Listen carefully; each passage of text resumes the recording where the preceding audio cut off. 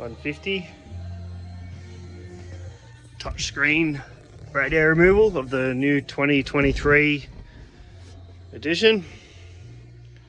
So with a T25 Torx bit, I was using like an Allen key style. There's 3 screws.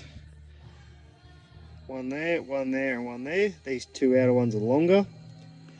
So undo them. I find it easy to take them off. Gives you a bit more room.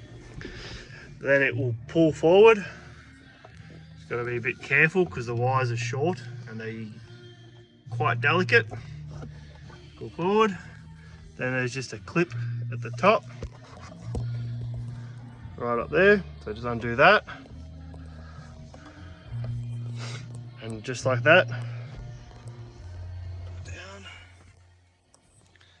And now you can get to the rest of your dash.